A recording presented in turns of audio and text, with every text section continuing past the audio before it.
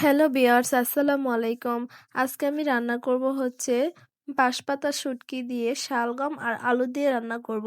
তো তার জন্য কিন্তু আমি কড়াইয়ে দিয়ে দিব হচ্ছে পেঁয়াজ কুচি আর দিয়ে দিব হচ্ছে পরিমাণ মতো তেল। তো তেলটা দিয়ে আমি পেঁয়াজটাকে কিন্তু লাল লাল করে ভেজে নিব। তো আমার পেঁয়াজটা কিন্তু একটু ভাজা হয়ে গেছে। তো এখন আমি দিয়ে দিব হচ্ছে কেটে রাখা শুটকি। আর এই শুটকিটাকে কিন্তু আমি খুব ভালো করে ধুয়ে পরিষ্কার করে নিয়েছি। এটাকে তারপরে কেটে কিন্তু আমি এটাকে ভেজে নিব। আর শুটকিটাকে না ভাজলে কিন্তু কোনো ঘ্রাণ বের হবে না। তো আমি শুটকিটাকে লাল লাল করে ভেজে নিয়েছি। ভাজা হয়ে গেলে এখানে আমি দিয়ে দিব হচ্ছে পেঁয়াজ বাটা। এখানে আমি আর কোনো রকম মসলা দিব না, শুধু পেঁয়াজটা দিয়ে রান্নাটা করব।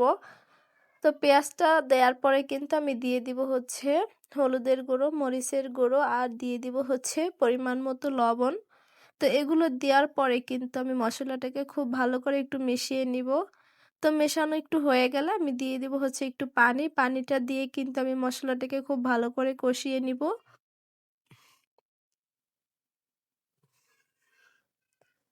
তো আমার মশলাটা কিন্তু বলক চলে এসেছে। এখন অনবরত একটু নেড়ে চেড়ে আমি ভালো করে একটু কষিয়ে নিব।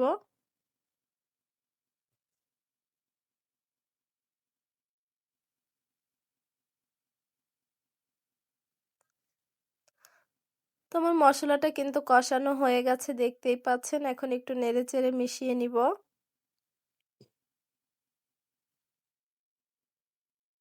তো আমার কষানোটা হয়ে গেছে। এখন এর মধ্যে আমি দিয়ে দিব হচ্ছে শালগম আর দিয়ে দিব হচ্ছে আলু। তো এগুলোকে আমি একটু ভাজির মতো করে কেটেছি, একটু মোটা মোটা করে। তো কেটে নেওয়ার পরে কিন্তু আমি একটু ভালো করে নেড়েচেড়ে মিশিয়ে দিব মশলার সাথে। তো মসলার সাথে কিন্তু আমি সবজিগুলোকে ভালো করে মিশিয়ে নিয়েছি। এখন এটাকে আমি একটু সময় ধরে কষিয়ে নিব।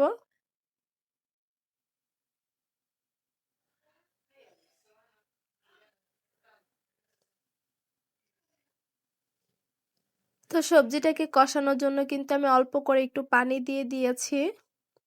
তো পানিটা দেওয়ার পরে কিন্তু আমি আবার একটু সবজিগুলো নেড়েচেড়ে দিচ্ছি।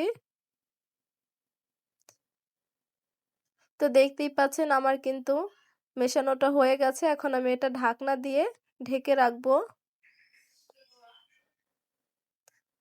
তো এখন আমি আবার একটু ঢাকনা তুলে দেখবো আমার সবজিগুলো কেমন হয়েছে। তো সবজিগুলোকে কিন্তু আমি নেড়েচেড়ে দিচ্ছিলাম। তো এখনো কিন্তু আমার কষানোটা হয়নি।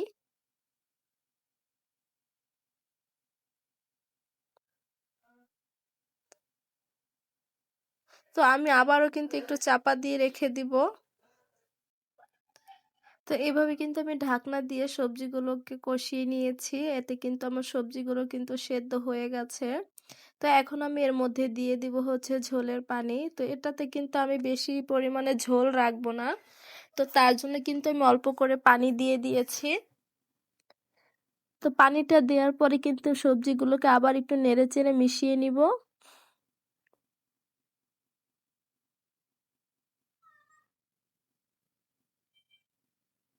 তো দেখতেই পাচ্ছেন আমি কিন্তু এইভাবে সবজিগুলোকে আবার নেড়েচেড়ে মিশিয়ে নিয়েছি।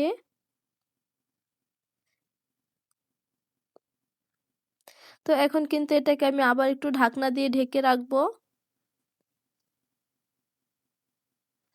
তো আমার তরকারিটা কিন্তু বলক চলে এসেছে। এখন কিন্তু আমি আবার একটু নেড়েচেড়ে দিচ্ছি।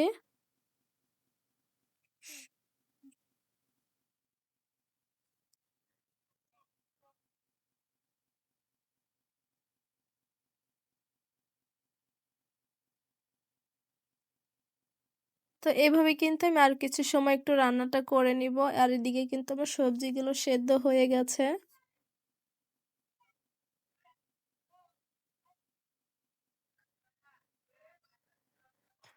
তো এখন কিন্তু আমি আবার একটু ঢাকনা দিয়ে ঢেকে রাখবো। এতে কিন্তু পানিটা শুকিয়ে যাবে। আর আমার পানিটা শুকিয়ে গেছে। এখন কিন্তু আমি দিয়ে দিব হচ্ছে ধনিয়া পাতা কুচি। ধনিয়া পাতাটা দেওয়ার পরে কিন্তু আমি আবার একটু সবজিগুলোকে খুব ভালো করে নেড়েচেড়ে মিশিয়ে নিচ্ছি। তো এইভাবে কিছু সময় জাল করে নেয়ার পরে কিন্তু আমি সবজিটাকে নামিয়ে নিয়েছি। আর দেখতেই পাচ্ছেন আমার সবজিগুলো কিন্তু রান্না হয়ে গেছে। তো এইভাবে কিন্তু শুটকি রান্না করলে খেতে অনেক বেশি মজা হয়।